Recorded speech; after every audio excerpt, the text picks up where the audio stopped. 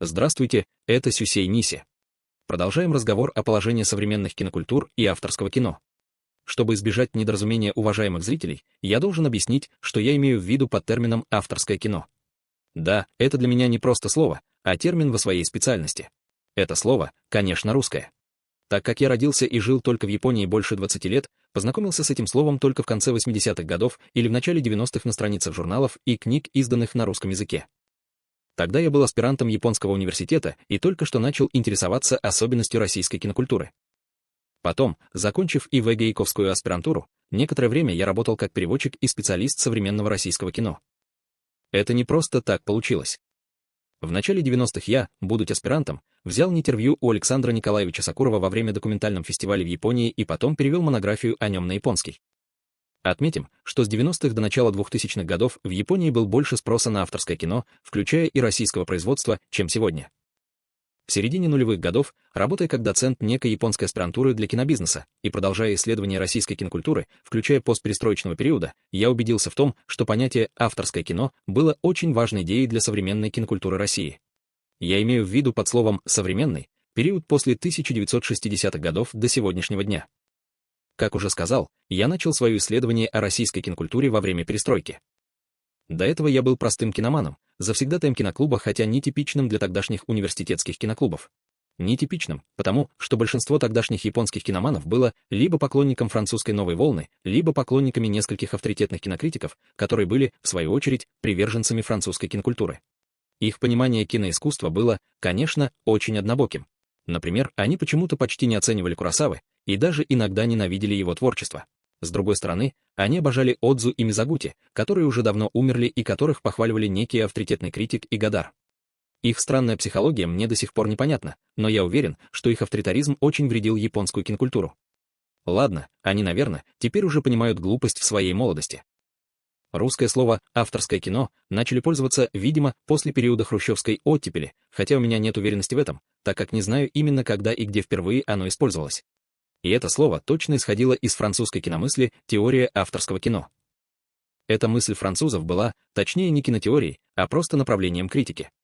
Она была провозглашена французскими критиками на страницах в журнале «Cahiers du Cinéma» в 1950-х годах и сегодня уже принадлежит к истории кино.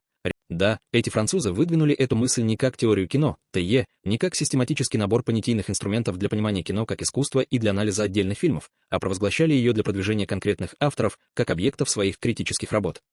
К тому же, они даже иногда обожали этих авторов как учителей в творчестве кино. Эти критики стали сами поставить фильмы и активно работать как режиссеры. Среди них были Жан-Люк Годар и Франсуа Трюффо. Надо отметить, что критики иногда могут стать создателями, но это не всегда. И критики очень редко станут учеными. Потому что эти профессии требуют от человека совсем других отношений к искусству. От авторов кино в первую очередь требуются собственные мысли и своей эстетики, а не слепое почтение или подражание предшественников. И от киноведов, теоретиков требуется логическое и аналитическое мышление, основанное на предшествующих исследованиях. Именно поэтому критики, приверженцы теории авторского кино в ее ортодоксальном варианте, ТЕ в духе «Cahiers du Cinéma», ничего хорошего не приносили в кинокультуру ни во Франции, ни в других странах. Большинство из них оставались только критиками, воображающими себя творцами или учеными, или одновременно обеими. Но есть и люди, хуже таких критиков. Это киноманы, остающиеся приверженцами новой волны и теории авторского кино в ее ортодоксальном варианте. Эти две группы людей, критики и киноманы, создали замкнутый ближний круг и восхищались при находке цитат слов мастеров и кадров из классиков в чужих и своих фильмах, оценили новые фильмы по степени влияния классиков на них и тем самым обеднели кинокритику и сузили спрос на теоретический анализ фильмов. Но дело не только в критике и теории. Их синефильский дух влиял и на творчество некоторых режиссеров. В их фильмах слишком часто заметны визуальные или словесные цитаты из режиссеров давних времен без никаких надобностей, и их сюжеты часто бывают заурядными, с подражающими их фаворитов приемами и стилем.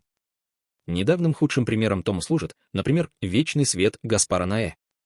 Такая тенденция наблюдалась и в работах некоторых японских критиков и режиссеров, бывших синефилов.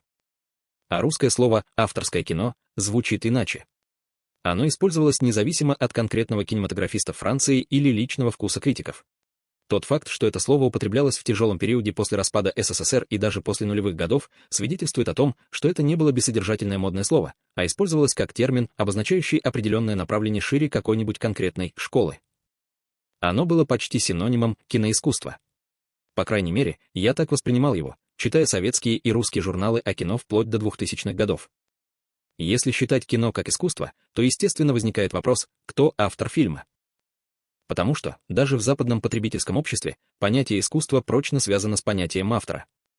В этом смысле французские критики не были оригинальны. Их заслуга в том, что они обнаружили в фильмах некоторых зарубежных режиссеров, которые считали ремесленниками отпечатки автора. Однако, эта заслуга была ограничена историческими обстоятельствами. Если у критиков и кинолюбителей было обильное свободное время и билеты на кинотеатры остались дешевыми, вдобавок есть довольно много повторных кинотеатров, и киноиндустрия развитых стран осталась такой мощной, как это было в 50-х годах прошлого столетия, тогда такой подход критики мог бы казаться интересным. Но, как уже сказано раньше, такой благополучный для авторского кино период уже закончился. А понятие искусства все еще живет. Что делать с этой традицией? Может быть, для зрителей и критиков не лучше ли спокойно перечитывать классиков теории кино? Они не продвинули конкретных режиссеров, а размышляли об особенностях кино как самостоятельного вида искусства. Разные авторы написали разные теории кино, да и после появления теории авторского кино. В немом периоде, кроме ряд статей режиссеров советской монтажной школы, была опубликована «Видимый человек» венгерского теоретика Бела Балажа, а в начале звукового периода «Кино как искусство» немца Рудольфа Арнхейма.